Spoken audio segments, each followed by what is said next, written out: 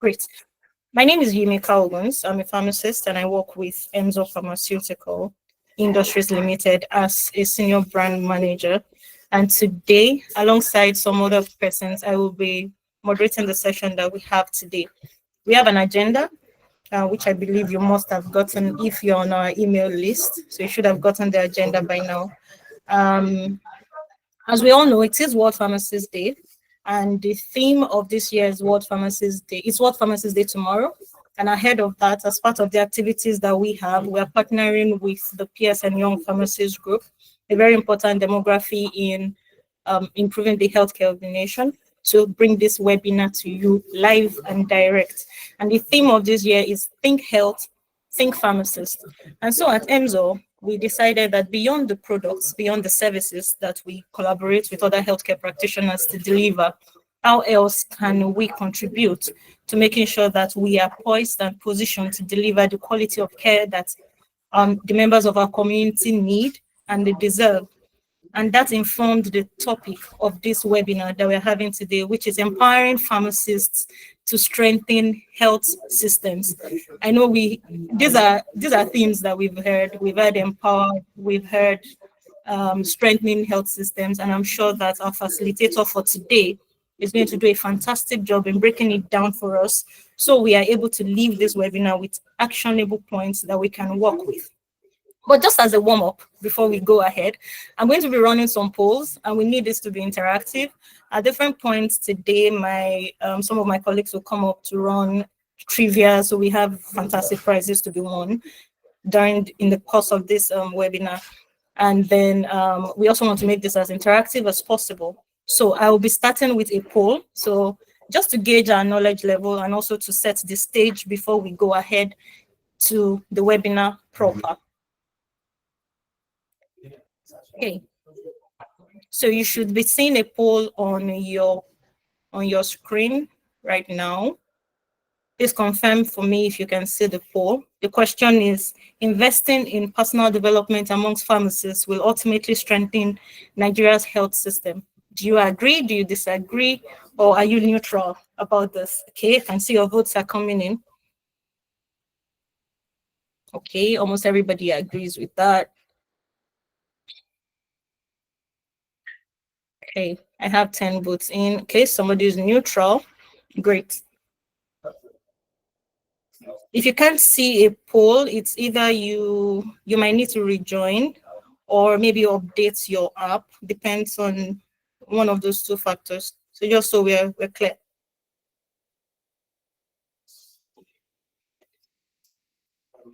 Okay, so investing in personal development amongst pharmacists will ultimately strengthen Nigeria's health system. Okay, so we have more people agreeing than nobody disagrees, and we have some persons staying neutral on that point. Again, looking forward to seeing if your responses will change at the end of the session or if it's going to remain the same. Okay, so I'm ending that poll. Now I have another question coming up. Okay, you should have a second question up now. A first degree in pharmacy provides sufficient preparation for pharmacists to take on prescribing responsibilities. Do you agree? Do you disagree? Okay, this one is hot.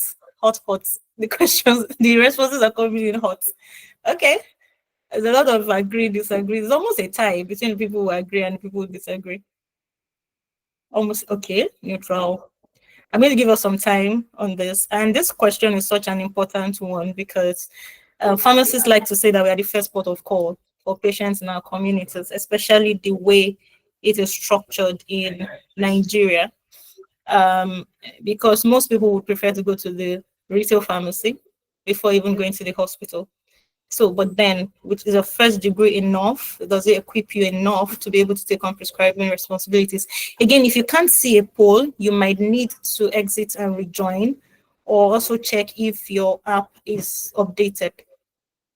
But for your benefits, if you're not able to do either of that, the question we're on right now is, a first degree in pharmacy provides sufficient preparation for pharmacists to take on prescribing responsibilities. And I almost have a tie.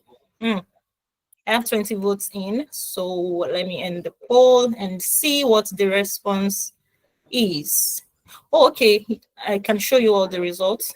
Just let me know if you can see all the results. And then also you can click on tools and you would see active polls as well. So 10 persons on this call agree that a first degree in pharmacy provides sufficient preparation for pharmacists to take on prescribing responsibilities. 7 persons disagree, and we have 4 neutral people. Okay, let's see what if anything changes at the end of this session. I'm going to go to the next poll now. Do let me know if it is live. As a follow-up to the second question, this question says additional clinical training is necessary for pharmacists to safely and effectively become prescribers. Do you agree? Do you disagree? Or are you neutral? Okay. So for persons who were having challenges accessing the poll, could you let me know if that has been fixed for you now?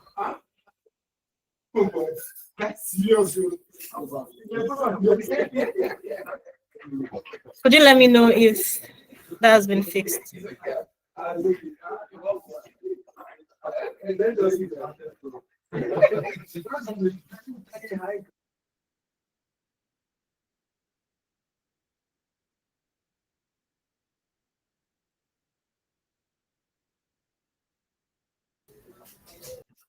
Okay, so we have more persons participating in our poll now, and you can see a poll. Please click on the 3 dots. If you're joining with your phone, I think you should see 3 dots at the bottom of your page. You can click on it and go to polls or activities. You should be able to see the poll there. All right, so we have 29 persons agree that additional clinical training is necessary for pharmacists to safely and effectively become prescribers. Yes, the first degree training here refers to a BPharm degree. That would be correct. Okay.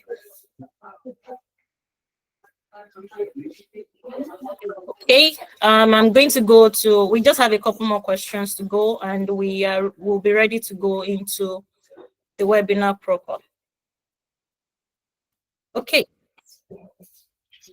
So the next question. Pharmacists are capable of independently managing uncomplicated chronic conditions such as hypertension and diabetes. Do you agree? Do you disagree? Or are you neutral on this?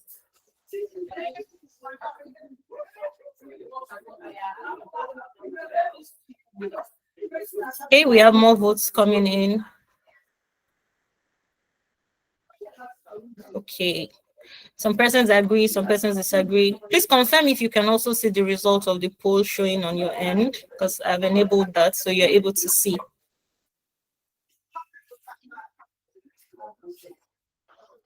Okay, I'm going to stop the poll. Okay, great. Thank you, Winifred. I'm going to stop the poll when I have about 30 something responses. Okay. So 28 of us agree that 28 of us agree that pharmacists are capable of independently managing uncomplicated chronic conditions such as hypertension and diabetes. 4 persons disagree, and we also have people who are neutral. Okay, and so going on to my penultimate question.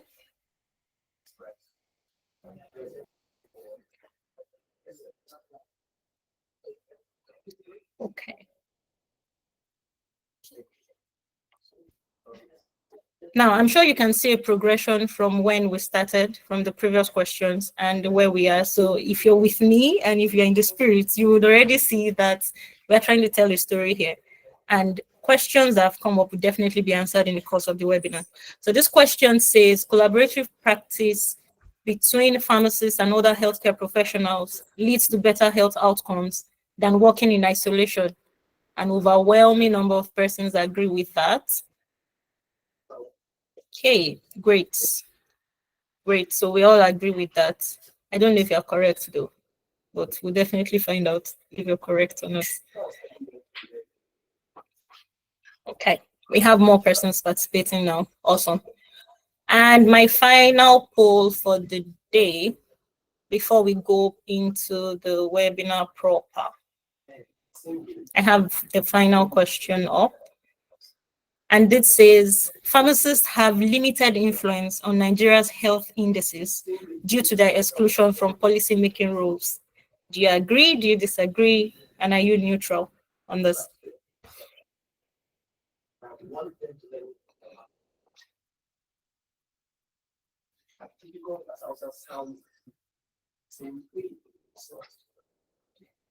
Okay. I think for the very first time, we are having a significant number of neutral responses compared to previous questions. I like that. That's very interesting. Okay. Awesome. So I'm going to end that poll. And at the end of that poll, we have more persons saying that, yes, you do agree that pharmacists have limited influence on Nigeria's health indices due to their exclusion from policy-making rules. And we have some persons who are neutral. So as I will be introducing our guests, I'd like us to stay prepared and prepare to find in more answers to these questions that we have, and also learn how at the end of the session, how we can all contribute to strengthening Nigeria's healthcare system. So to introduce our guest, I'll be reading a brief profile of Mrs. Folashade Olufunke Lawal. She's a seasoned community pharmacist of over 3 decades of experience. Folashade, by God's grace, is the proprietor of Victory Drugs, founded May 6th, 1989. With pragmatic involvement in numerous community programs aimed at preventive health and rational use of medicines, she champions health awareness campaigns on disease prevention and general wellness. Her passion for preventive health birthed Victory Vaccine Clinic, a standalone vaccines clinic. Amazing work. So you know when you hear walk the talk. Okay. She has served our professional bodies meritoriously in various capacities and is currently the Vice Chairman, Public Health Pharmacists Association of Nigeria, and advisor, Drug Information Center, Association of Community Pharmacists of Nigeria. So she also holds community posts such as Treasurer, Family Impact Charitable Trust, and Patroness of Your Weekend.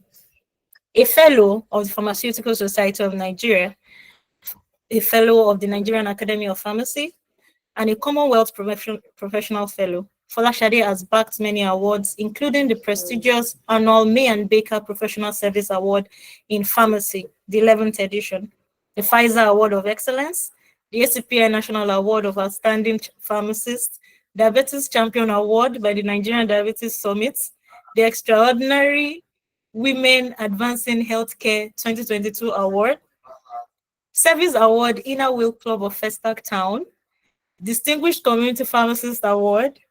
At this point, I mean, the applause is supposed to be rolling. Adonai Empowerment Foundation Compassion Award and the Award of Influential 50 Award. She's a member of many professional bodies, including the Clinical Pharmacists Association of Nigeria, International Society of Travel Medicines, Nigerian Society of Travel Medicine, American College of Clinical Pharmacy, Society of Lifestyle Medicines of Nigeria, West African Society for Parenteral and Enteral Nutrition, American Society for Parenteral and Enteral Nutrition, ASPEN. Ladies and gentlemen, pharmacists, men of honor, please welcome with me Frances Folashade Lawal as she takes us through this webinar. Thank you very much for being with us, ma'am. Thank you. God bless you. Yes, good day. Let me say good day. It's the morning where I am.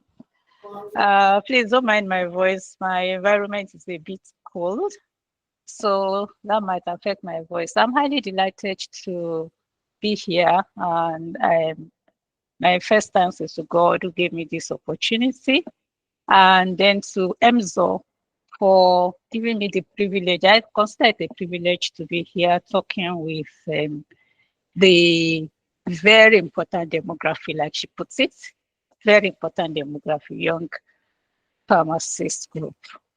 So today, by God's grace, we'll be looking at something that is very dear to my heart, and that is empowering the pharmacists to strengthen our systems in Nigeria. By God's grace, I have practiced pharmacy for 40 years now, and 39 of it has been in community pharmacy. So I'll be proudly sharing most of my experiences from community pharmacy. Pardon me. I'm trying to bring up my slide now. Can you see my slide? Yes, ma'am. Okay. Thank you. Thank you. So we have done the poll. We'll discuss it later. Many global health initiatives have their focus on strengthening health systems.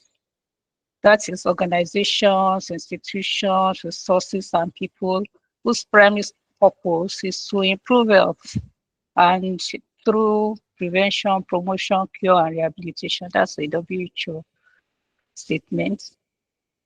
Healthcare systems in Africa are grossly neglected and underfunded. And that leads to several challenges across the 6 WHO pillars of healthcare delivery. And you know, when we talk about healthcare in Africa, we're looking majorly at Nigeria being the giant of Africa. So that is telling us a story already. Now, despite having made remarkable improvements in healthcare delivery in the past few decades, Nigeria still lags behind other West African countries in health outcomes. Now, the future of healthcare in Nigeria depends on bold, collaborative action, and pharmacists. We pharmacists are essential to that transformation. Our health system cannot thrive unless every stakeholder is empowered to rise to their full potential. Pharmacists are more than dispensers of medicines. We are educators, we are advocates, we are frontline problem solvers. A lot of that came to bear when we had the COVID experience. When our growth is invested in, our roles are expanded, and our expertise is valued, then our force for change gets unlocked. Now, let's imagine a Nigeria where pharmacists confidently manage chronic conditions, guide patients through complex therapies, and shape health policy with insight and authority. That future is here if we choose to empower, equip, and elevate the pharmacy profession. Today's discussion isn't just about roles, it's about responsibility, readiness, and the ripple effects of pharmacist-led innovation. Now, let's explore together how we can move from potential to impact. Please let me know if you are not hearing me. Purpose and scope of this presentation. Now, I want to discuss the common health challenges in Nigeria and look at the role pharmacists can play to minimize these challenges for a healthier nation.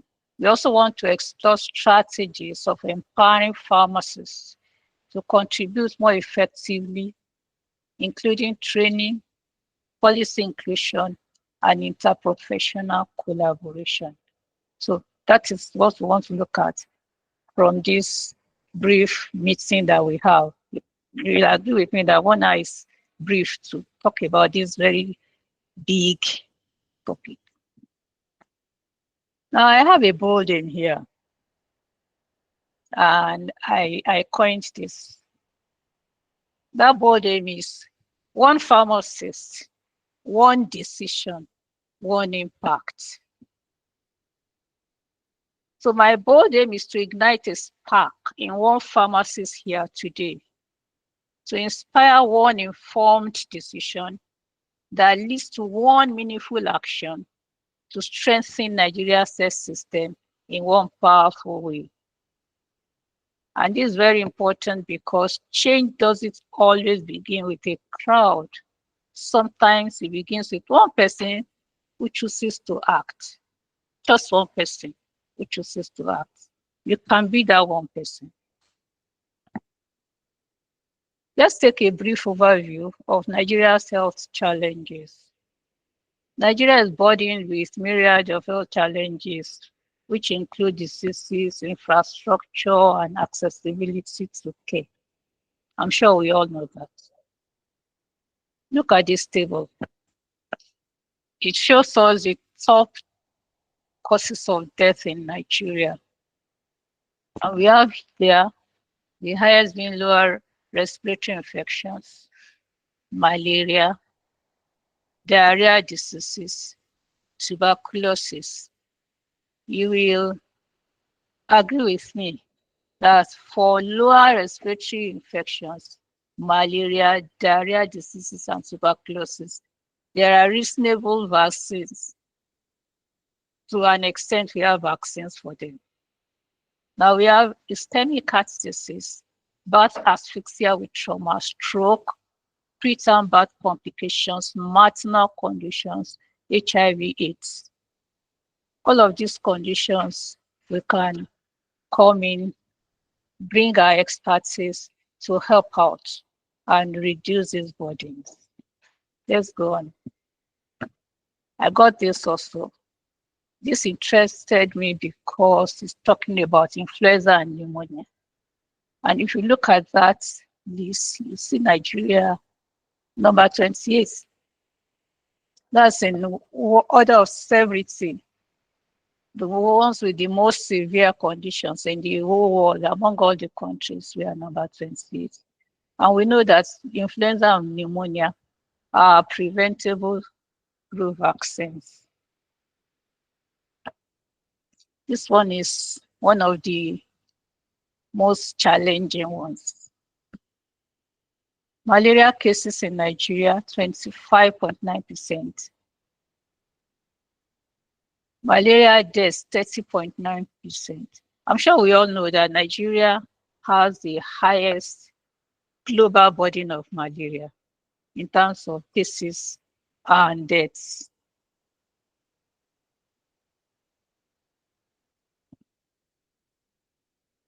Let's go to non-communicable diseases.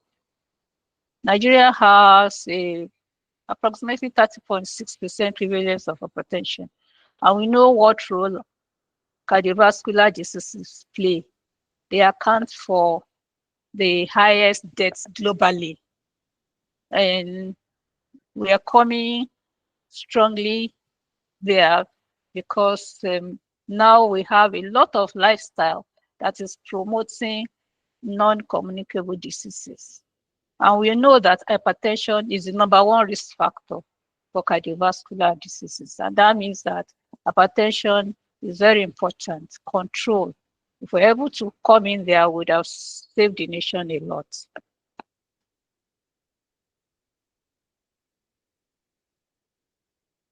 This is another very sad story.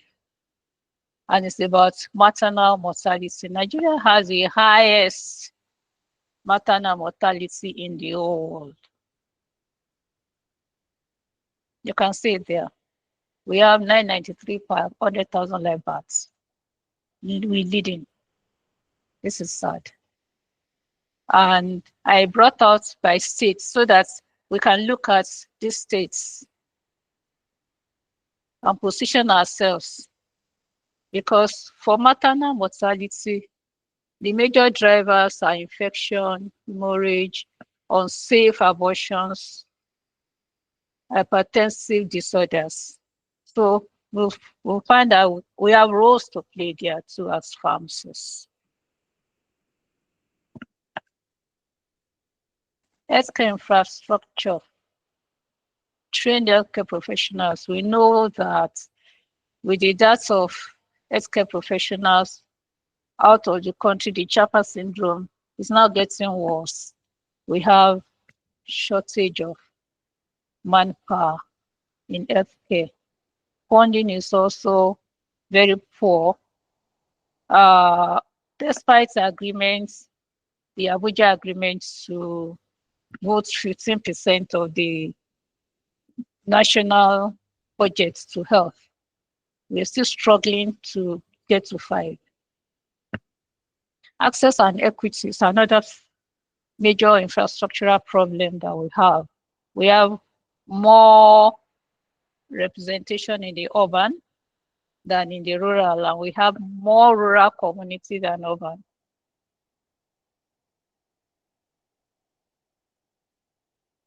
So I just brought out some things to buttress the points here. The health sector budget is grossly below the 2001 Abuja Declaration of 15%. In 2022, Nigeria's health expenditure was just 4.3% of the national budget, while Ghana had 7.4%. Shortage of healthcare professionals. Yes, I got that information somewhere. The reference is there. One pharmacist serves 13,385 Nigerians, which is far below what the WHO recommends, or 1 to 2,000. I talked about underserved rural and remote areas, then a lot of out-of-pocket healthcare access.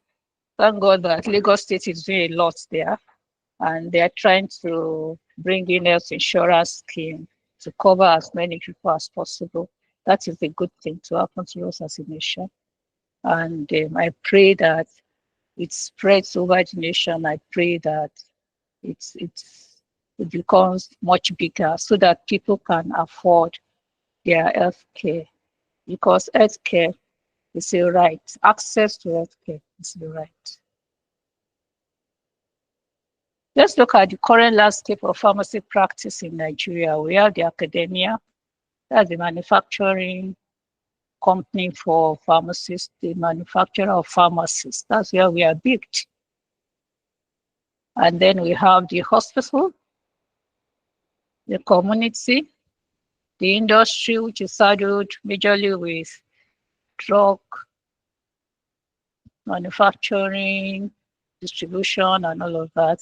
Then we have our regulatory, the PCN, the NAFDAC, the NDLEA, the pharmacists, and all of those places to regulate the practice of pharmacy or any practice that has to do with medication as well.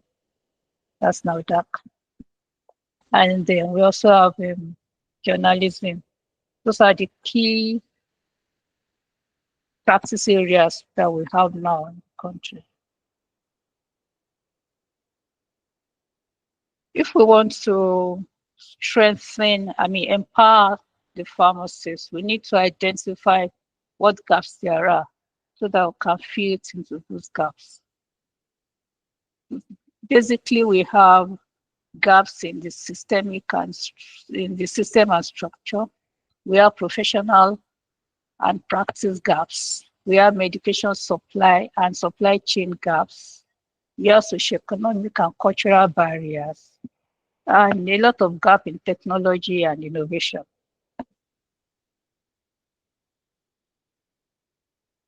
Let's look closely at these gaps.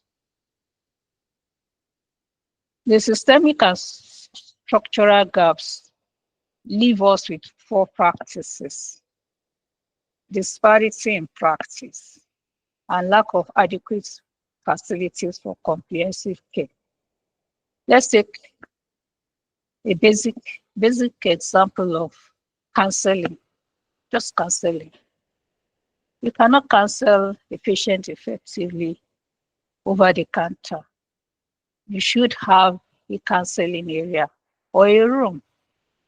And you find that there are many pharmacies, particularly in rural areas, that are still not able to provide such facility.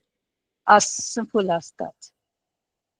And poor practices, we have a number of non-pharmacists out there running pharmacies, in quotes, under different names or guises. And that is also a big problem. Those are gaps. And probably because we're not many as pharmacists, and there is no vacuum in nature, so some other things will fill the gap. Imagine a pharmacist to about 13,000 people. Then the professional and practice gaps. We have poor collaboration among ourselves and between us and other healthcare professionals. Let me give an example of poor intra-professional collaboration. Sometimes patients are discharged from the hospital to the community, and there's no communication whatsoever between the hospital pharmacist and the community pharmacist. So when the patients get to the community, many times they don't know what to do with themselves. I had a patient some time ago. This patient she came in. A major problem was that she didn't even have the money to buy her medications. So we got up. And she said they told her that her heart had a problem. She was on admission for many weeks. That her heart had a problem. She could not tell what that problem was. So she was on some medications. And when she ran out, she now doubled on some to make up for the ones that were not there. Apart from that, I found out that she was on 2 different brands of metformin, and she did not know that both of them were metformin, and she was taking them. So we had to sit down. Unfortunately, she came in with 2 different prescriptions, the one in the ward, the one on admission, the one after discharge, that were not reconcilable. So it meant that we had to contact the hospital where she was admitted to find a solution. That gap should not have been created if we were collaborating. And as you know, we don't have access to patient medical records.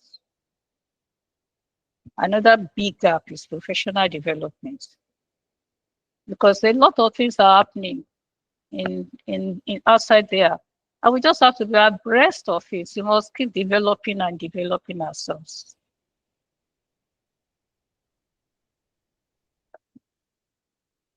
Medication and supply chain gap. The consequence of this, we all know, and we face it every day.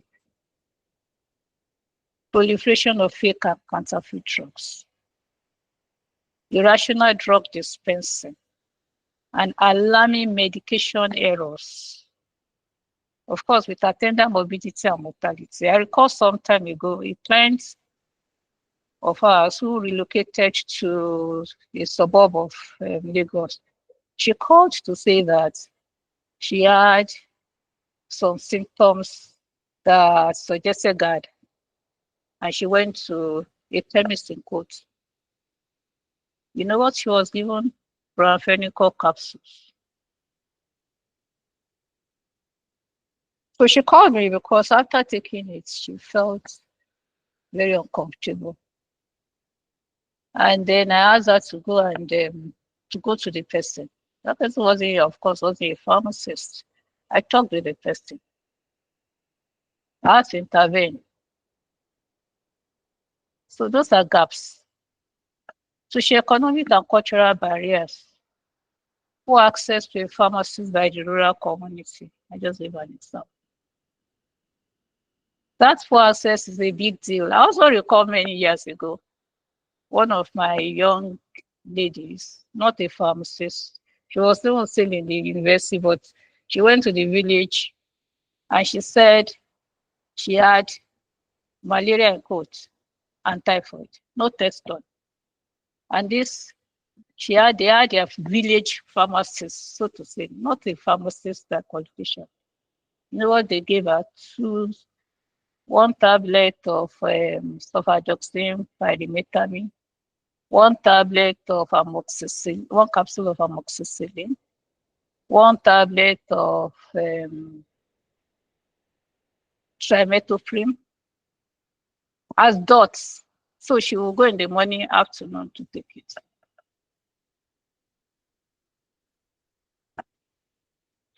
Innovation and technology gaps, past electronic medical record, and that's a big deal for us because it makes it difficult for continuity of care for the patient. Makes it difficult to interpret things and look at what we are doing with the patient. It makes it difficult to contribute meaningfully to patient care. And we also have low adoption of telemedicine and mHealth. Thank God for apps like Drugstock that have surfaced. I'm sure there are a few more. We also have poor data analytics and decision support because we need to analyze data to make decisions. As we go along, we see some examples. Why empower the pharmacists? I'm sure many of us are already seeing why the pharmacist needs to be empowered. We are the most accessible members of the healthcare team. We are trusted, we are trained and knowledgeable. And then we provide support for the health system through these 10 key professional roles. We are caregivers, decision makers, communicators, lifelong learners, managers, teachers, we are leaders, we are researchers, we are entrepreneurs and agents of positive change. Pharmacists contribute to reduce mortality and morbidity, and we save costs. That example I gave you of the woman with a heart problem, the way she was going, she could have ended up with another admission very soon. And that meant a lot more cost. Well, because we were able to intervene and help her to manage her medications, we saved her from that. That's a saving cost. And we save costs in so many ways. By promoting rational use of medicines, we're saving costs. By helping the patient to access the right diagnosis, we are saving costs. By keeping the patient from admissions, we are saving costs. So I'm sure you can think of more ways by which we save costs. Let's look at some evidence-based interventions. Health promotion and disease prevention. Now, a study by Amadi CAR published in the International Journal of Clinical Pharmacy titled Knowledge of Cardiovascular Disease Risk Factors and Practice of Primary Prevention of Cardiovascular Disease by Community Pharmacists in Nigeria, a cross-sectional study, concluded that community pharmacists in Nigeria have very good knowledge level of CVD risk factors, and almost 50% of them practice primary prevention of CVD. Incidentally, I was part of that study. We conducted that study. I was part of the researchers. And that was our conclusion. And that tells that Nigerian pharmacists will make very good contributions to CVD prevention. And when we talk of prevention, you know, prevention is at different levels. There's primary, secondary, tertiary prevention. If the pharmacist is empowered. Another study by LEMER, published in the Journal of American Pharmaceutical Association, titled The Impact of Pharmacist Involvement on Immunization Uptake and Other Outcomes, and updated systematic review and meta-analysis, concluded that pharmacist involvement as immunizer, advocator, or both roles has favorable effects on immunization uptake, especially with influenza vaccines in the United States and some high-income countries. I keep wondering why pharmacists are yet to key into vaccination in Nigeria. We are yet to be empowered to do it. And we need to prevent diseases more than any other group of people.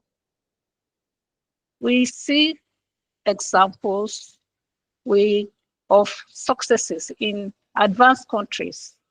And many of them have a lot better health indices than we do because they focus a lot on prevention.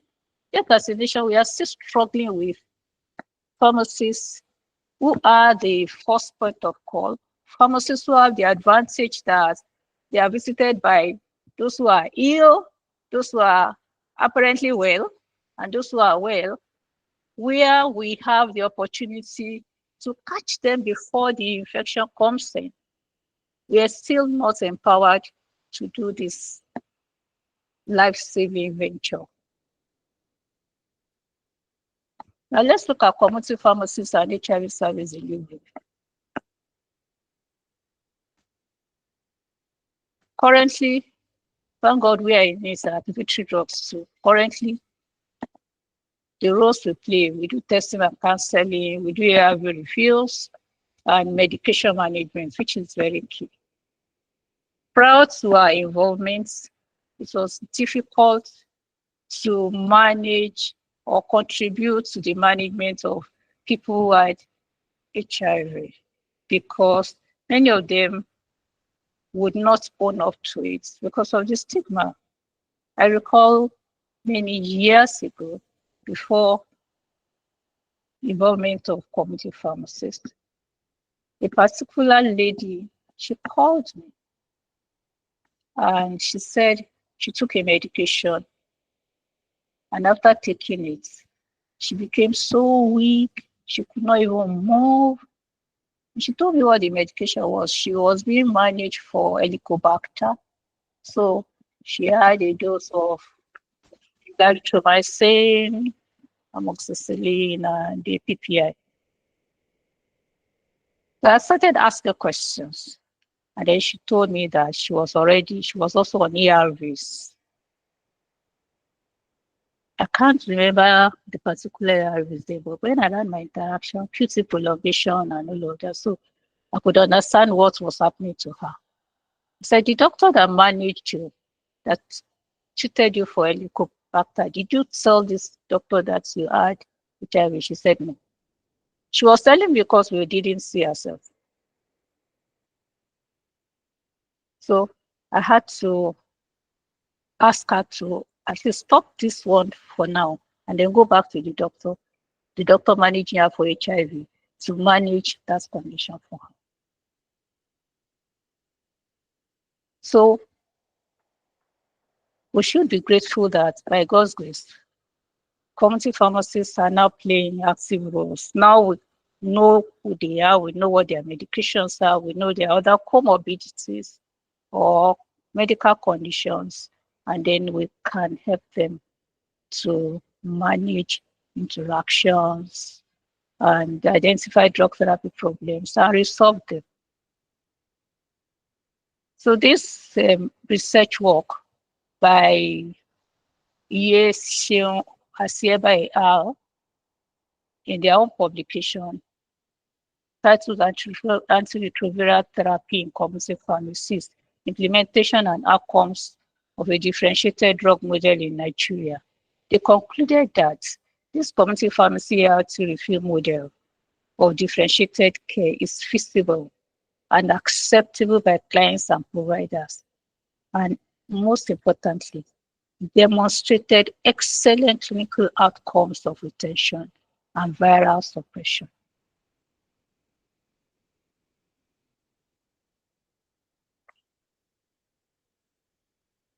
This is outside of Nigeria, but we can learn from it. This is an example of healthcare cost savings, and it's happening in Canada. It's made as I am right now. They found out that advanced medication review for heart disease saved them a lot of money. The economic benefits are in billions of dollars. Cases are averted at thousands to millions. Deaths prevented are in their thousands and hundreds of thousands. And that can happen in Nigeria too. Now let's get home. I will run us through some cases based on my practice so that I can do a little bit of walking my talk so that you will see that these things are practicable. So the first case I have here has to do with medication management, and it stems from the ARV refills that we do. This is an intervention by one of our pharmacists, and she said this 45-year-old devolved patient was on daily doses of TLD, and while taking her through medication use review, she was also on a preventer inhaler called salmeterol. She had never been diagnosed hypertensive, but she had a strong family history. And her BP was within normal values for a long time.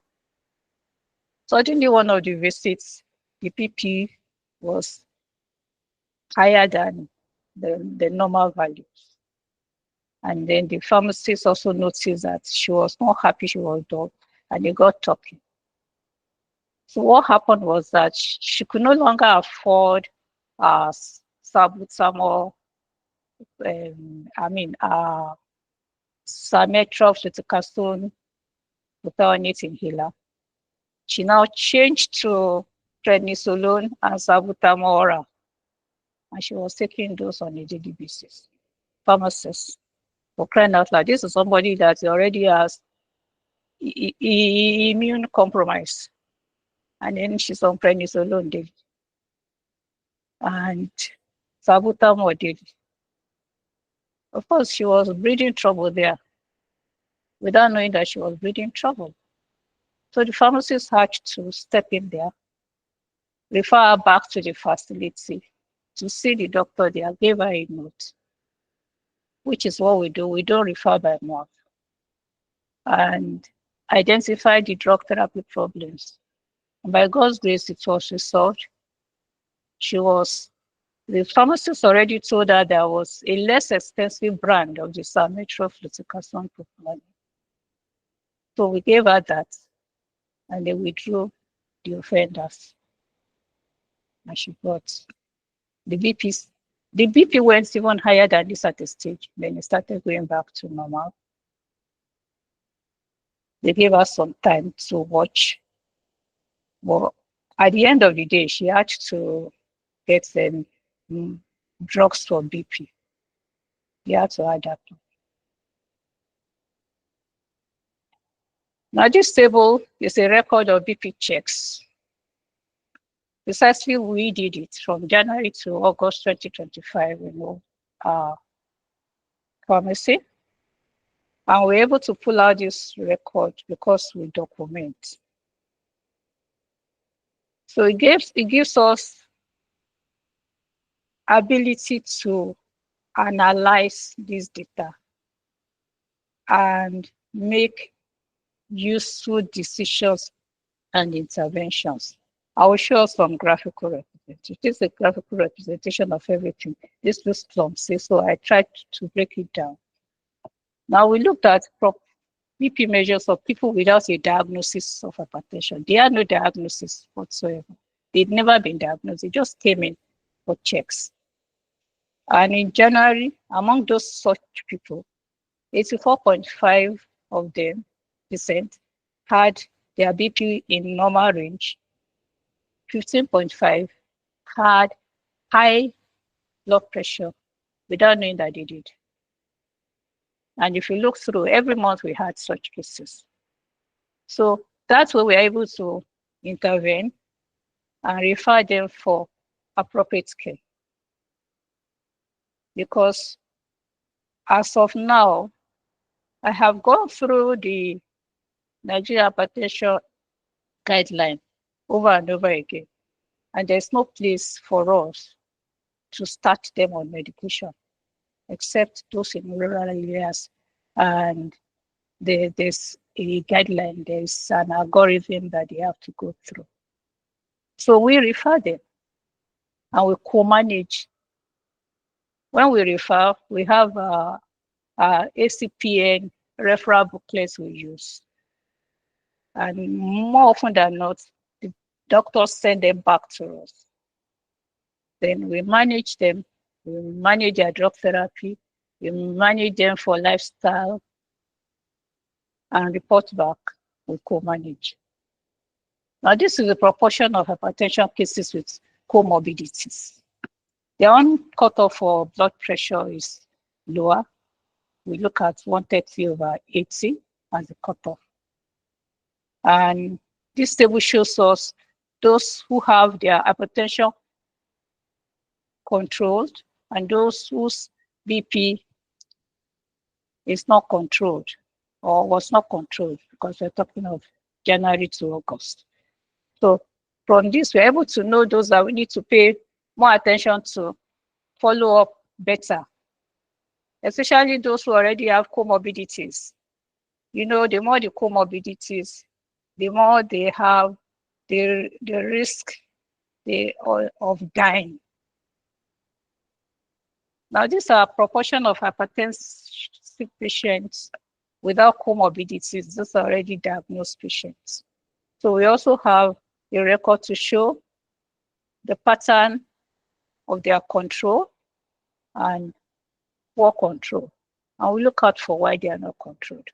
Sometimes it's adherence issue. Why is adherence poor? So many reasons.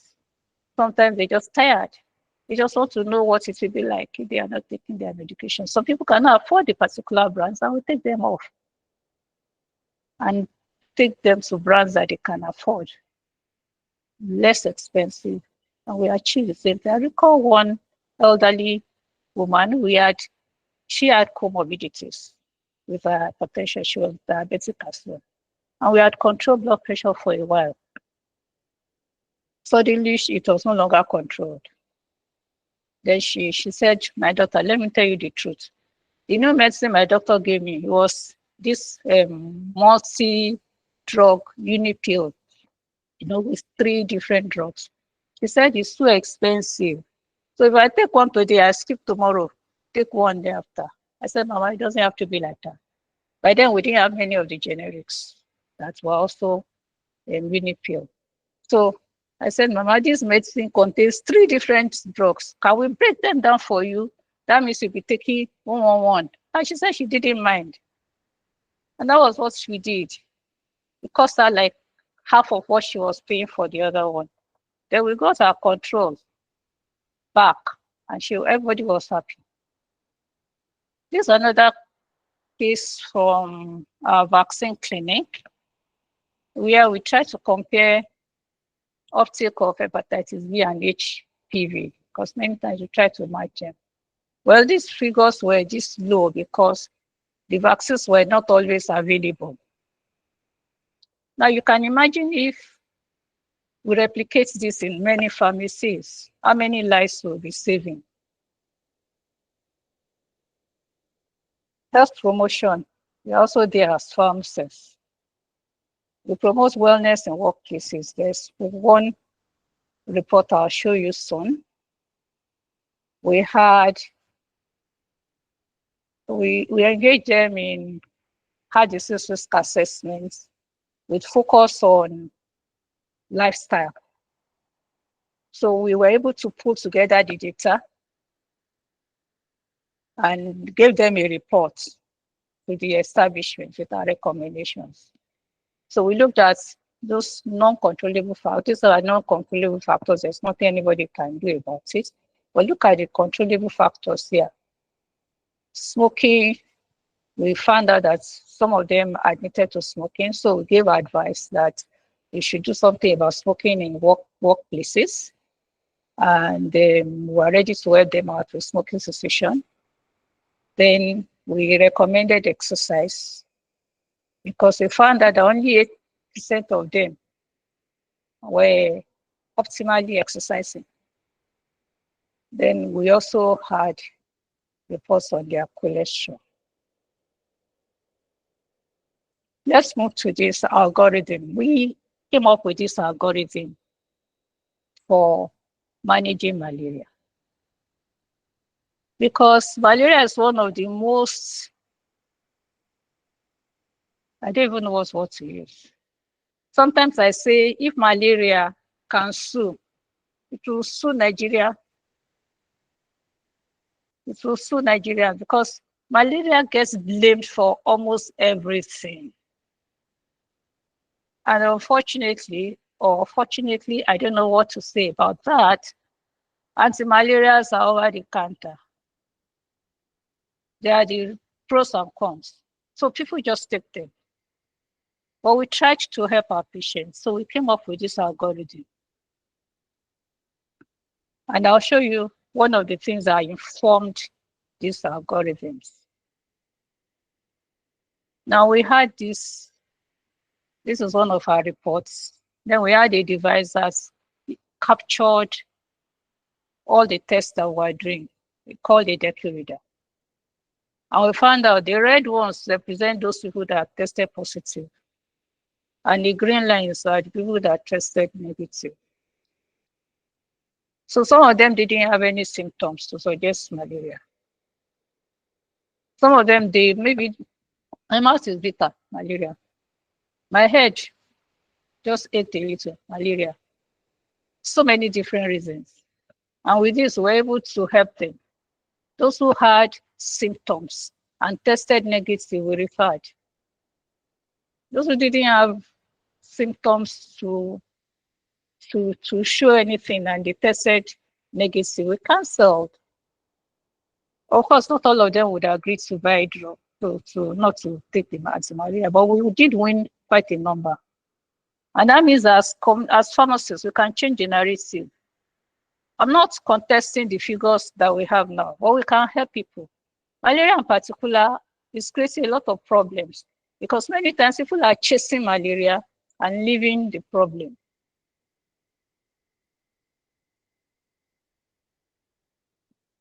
Let me say a little bit more on that. I know this is the whole world I was looking to, but it's my life, so I can share it. I stopped chasing malaria when I got that knowledge. So I do my RDT, and when it's negative, I don't treat. And that saved me in 2018. Because 2018, when I was feeling unwell, I didn't have any classical symptom to show that I could end up with a cancer. But I ended up being diagnosed for colon cancer. If I was chasing malaria, the cancer would have advanced before it was picked up. But it was picked up early. So we have a lot of work to do there, dear colleagues.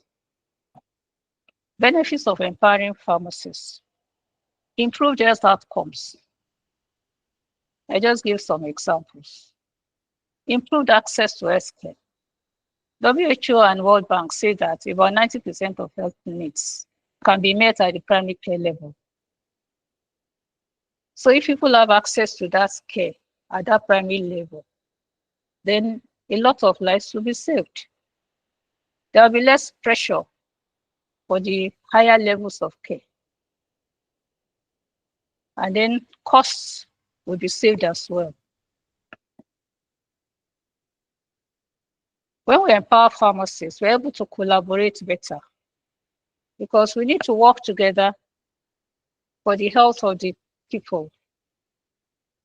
There's the idea that one tree does not make a forest. We all need ourselves, the doctors, the pharmacists, the nurses, the physiotherapists. We all need to work together. Then you are fulfilled professionally when you're empowered. And of course, it might help in reducing the Chapter syndrome. Don't say I said so, but I think so. That's my thought. Because when you have professional satisfaction and you are highly valued and you know what your worth is, you are very likely not to want to run it. Now let's look at barriers to empowering pharmacists. And we'll look at them under some topics. The systemic and policy challenges, overregulation and underregulation. I'm sure we agree with that. That our profession is overregulated and at the same time underregulated. They are regulated because the quacks they are there having a field day. and committing all sorts of atrocities. We are regulated because we cannot expand. We cannot do many things. A pharmacist, for example, can only have one community pharmacy. There must be a superintendent pharmacist, and you can only superintend one community pharmacy. So that brings a lot of vacuum. There are other factors, but let me leave it at that.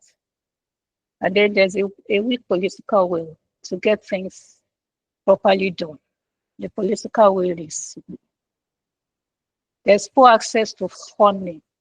You want to fund your community pharmacy, for example. The kind of loan you will get is something else. There's also poor remuneration for service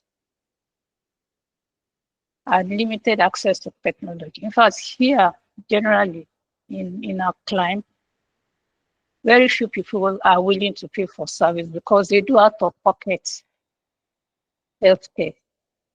And that puts a lot of pressure on them demand in terms of finance.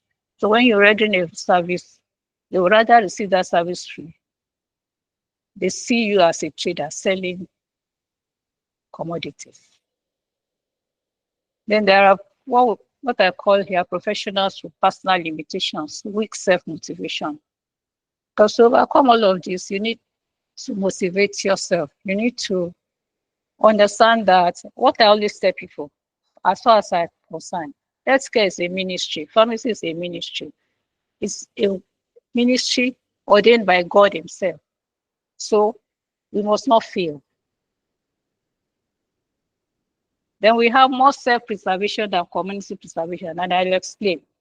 Many more people are looking at myself in the nation generally than the community.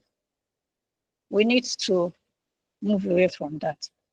There is sufficient research drive. Thank God that research drive is increasing now, especially in pharmacy. Our leaders are promoting research, and I appreciate them for that. Then for documentation, if you don't document, I don't know how you want to run a practice without documentation. The practice environment constraints. As I titled this here, I tagged this outside practice environment. In an environment where you have to source your water, source your light, and a lot of what you make goes into it's poor access to training, unhealthy professional rivalries, and poor facilities. Then public perception and engagement, public awareness and trust issues. Especially now that there's a lot of noise about fake drugs, fake. So people are scared. And then many people don't even understand or can differentiate the pharmacist from the non-pharmacist.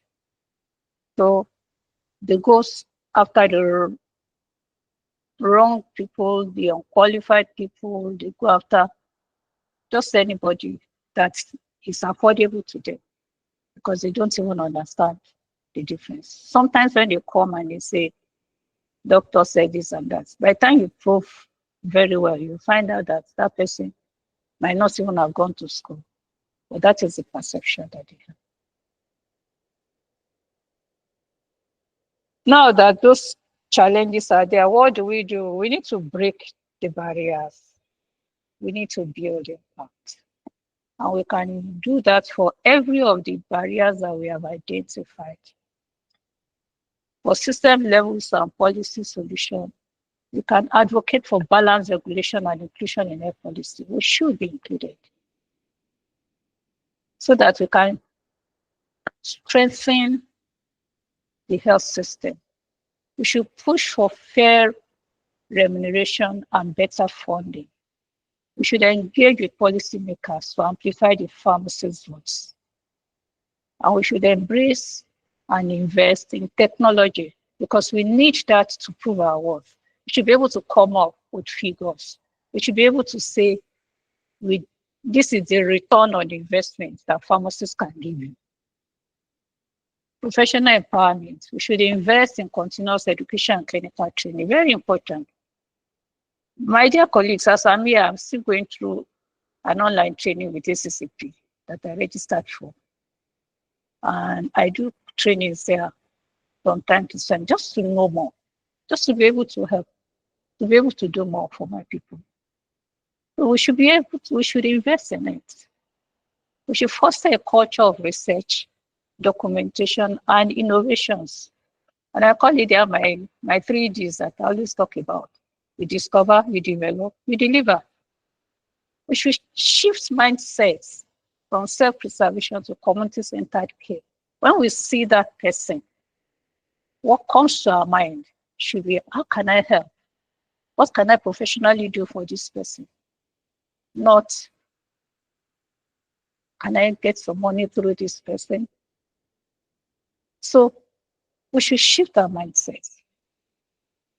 We should focus on what we can do to help. That is when discoveries come. That's when innovations come. Practice environment improvements. We should promote interprofessional relationship and intraprofessional relationships. Very important. We need to work together. We need to work together with the academia. We need to work together with the regulators. We are all stakeholders on the field. We have something to bring to the table. So we must promote intraprofessional relationship. We must promote interprofessional relationship, working with other healthcare professionals. And we have tried that in my setting in Victory Drugs, and it works. It will surprise you to know that many of them are willing to work with you. It's just that we must learn to concede certain things, not compromise. But in a clinical setting, when clinical decisions are to be made, who should take the lead? The medical doctor, because that is what is trained to do. He's making the diagnosis. That does not mean I'm inferior to him. No. My strong area is in drug administration, choice of drug, and I can influence that. And we do influence that a lot, and they listen to us because we concede to them. They must learn emotional intelligence and all the skills, friendship formation. I won't send the patients to the doctor by mouth. I will write. And when I'm writing, I'm also thanking for the opportunity to be part of this management. And I'm proposing more collaboration. So we need to work on that a lot. We need to strengthen infrastructure and access to essential tools, the tools that we need for our work. How many of us do point of care, simple malaria tests? We need to build a supportive, non-hostile work environment where everybody feels safe and confident. Then let's look at public perception and engagement. We need to build trust through consistent patient-centered care. When the patient knows, many of my patients tell me, look, I know it's not my money that you're after. They tell me that. They say, we know it's not about my money. And that's why they will come to us. Some of them I even get the drugs elsewhere, and they will still come to me to know what to do with the drugs. So when they have problems, they are coming to me. We should lead health education campaigns. In Victory Drugs, we have online platforms. Now we do a lot of health education for our patients. We have platform for asthma patients. We have platform for diabetes patients. We have platforms for elderly. We have platforms for mothers. And we keep them engaged. And we go through at their level, because many of them are not tech savvy and they are not likely to do Zoom. We communicate through WhatsApp and it's working. We should showcase pharmacist success stories, a lot of success stories. I recall a client that he had a lot of issues. This client had a wound that would not heal. And they had done their investigations where I was assessing care. No diabetes, no hypertension. And they said nothing to worry about. And it came to us and we said, no, we should investigate. We ended up with a diagnosis for peripheral arterial disease, and we co-managed. A lot of healthcare professionals were involved, cardiologists and all of that, and we were at the center of everything directly. Then one of the days, he looked at me and he said, Mrs. Lawal, you know what? I said, no, sir. He said, I'm like somebody in a ship, and you are the captain of that ship. I never made any prescription for you. I just coordinated his care. Your role starts now, my dear colleague, from insight to action. And I brought this acronym MAP. Meditate on what you have heard. What is that one decision you can make to empower yourself as a pharmacist? Act. Choose one way you can strengthen Nigeria's health system. Is it through advocacy, is it collaboration, or education? Then pilot. Be the pharmacist who inspires others. Your action can create a ripple effect on others. That's my map. Empowered pharmacists, they don't stop at dispensing medicines. They dispense hope, leadership, and change. Finally, my distinguished colleagues, permit me to get one commitment from you. Kindly bring out a notepad if you have one with you there, or something that you can write to, and write the following. I, me now, Folashade, pledge to take one informed step, no matter how little, please write that step, to empower myself and contribute to a healthier Nigeria. I wish to appreciate Almighty God who beats us shine. Yes, in our different corners until we make a big glow. You in your corner, I in my corner, shining. Then we make a big glow. And massive thanks to Enzo for this opportunity. My distinguished colleague, thank you for the great works you do, the lives you touch, the sacrifices you make for a healthy Nigeria. I believe strongly that you will take that one bold step to strengthen the Nigerian health system. As men of honor, we join hands for a healthier Nigeria. Those are my references. Amazing, amazing, amazing. Thank you so much, ma'am. Thank you so much for this session. I know I speak on behalf of everyone who has listened that this has been truly eye-opening, and it's always great to see what difference data can make. It just makes everything so much clearer. Please, if you have questions, please use the chat box so we are able to take your questions. You can also use the Q&A section for your questions while we get ready to take the next part. Okay, so we have some comments from Bex says, thank you so much, Ma. I found this session very enlightening. Somebody actually said discover, develop, deliver. Yes, I found that really striking, and I hope that we can apply that to our different areas of work. I'm sorry, we might not be able to take oral questions, but you can type your questions or comments in the comment section. Thank you very much.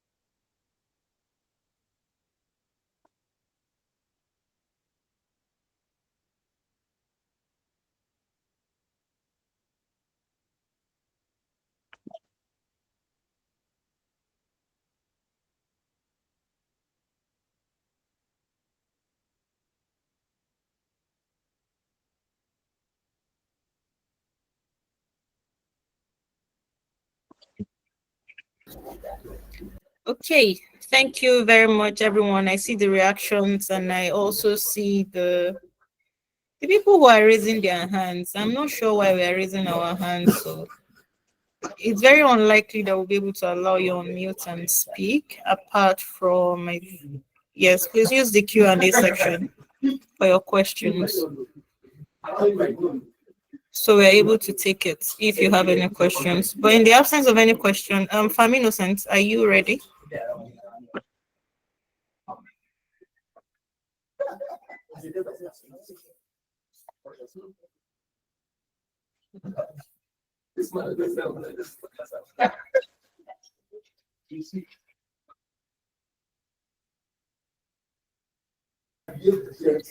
Okay, so for everyone who registered for this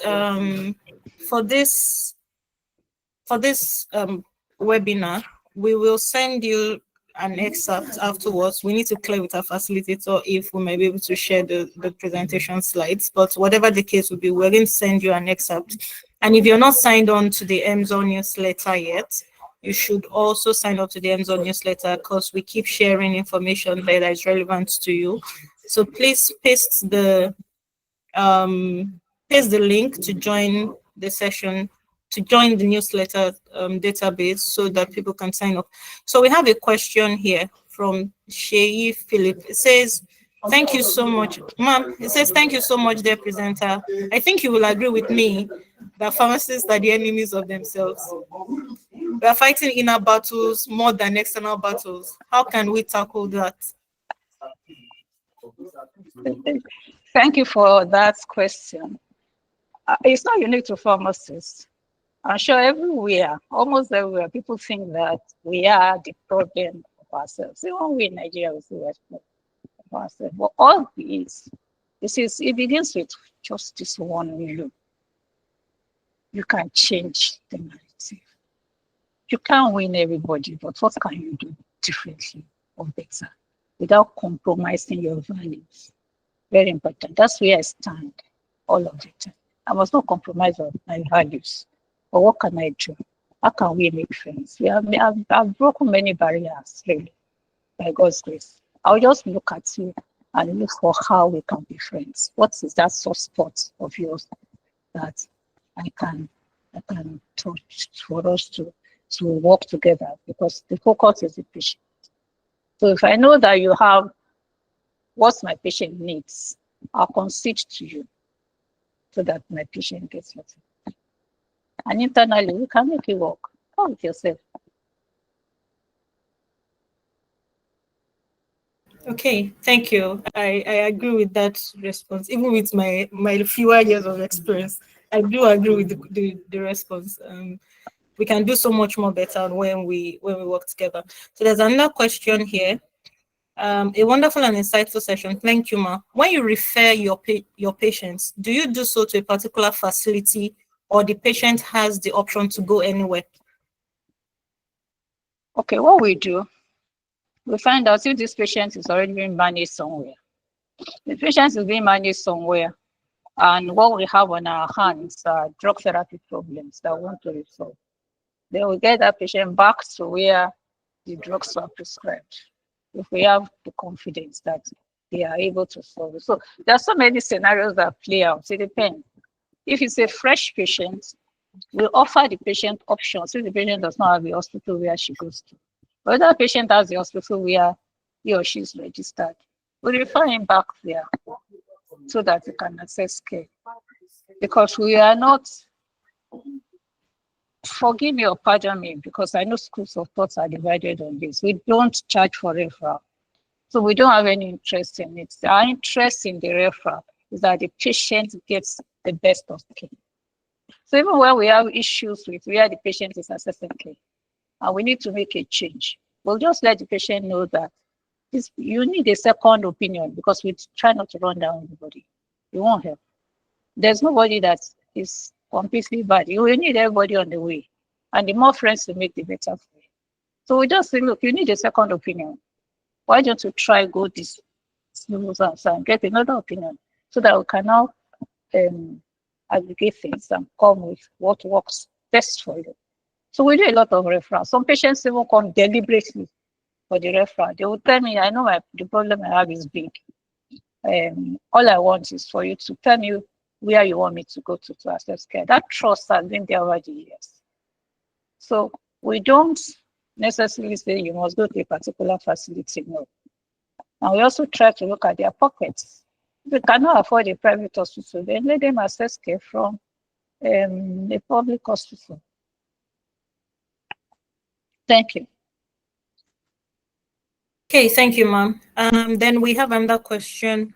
How do we balance these propositions with the current economic influence of the country on businesses, especially for startup pharmacies?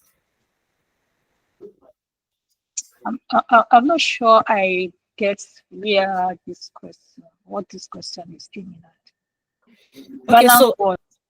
these propositions, I think based on what you had suggested, the recommendations in the course of the presentation. Yes. So how do we balance that, especially for new pharmacies that are just starting up? Thank God I started as a novice. I didn't even have any training in business. I didn't have anything called business. I didn't even know that there was a need to do a business plan. You might say I started 36 years ago. Yes, things were still hard then too. Money was difficult to come by. And I'm sure if I'd come to you with my CV to say then I was already married with one child and I didn't have any cover on me, and I had not been exposed to business before, and I wanted to start a pharmacy that you should bring your money, I'm sure you wouldn't put it down. But you see, one thing that has spoken for us over the years is that consistency. Because we have set our values. It's about the patient. We are focused on getting the patient to access the best of care, and we don't compromise it. I remember when we started, I recall the day that we made just 5 naira sales. 5 naira was not money those days. It was not. But we kept at it. And it attracted collaboration because we stayed in our lane. So doctors were happy to work with us because they knew that we would refer cases that they needed to handle to them. And then they too were reciprocating by referring patients back to us. We're able to build a strong collaborative platform. We have a list of doctors and what they do. So when we have the patients, we know where we are referring them to. And they know that our interest is the patient. So I'm not referring a patient to you because you are my friend. I'm not referring a patient to you because you are going to give me something. So you see, if you have strong principles and you are not daunted, because it's going to be tough at the beginning. It was very tough for me at the beginning. That's the truth, very tough. I remember I would just buy one bottle of Emzor paracetamol syrup, one pack of Emzor by 1,000 tablet, one pack of Panadol, one. And my shelves were sparse. Then I had to get members of my household to buy toilet rolls for me to be selling for them so that the shop will look big and things like that until we picked up. But what stood us out is the professionalism, because we made people to understand that drugs were not chocolates and sweets that you just pop in. And we helped them to know what to do with medication. So promoted rational use of medicines. And we're there for them. So it's a lot of hard work, but you can do it, especially when you have God on your side. I don't trade that one. I believe very much in what God can do. He gives the power to make well. You need to submit to God and allow it to be for God to direct what you are doing. When that happens, you cannot fail.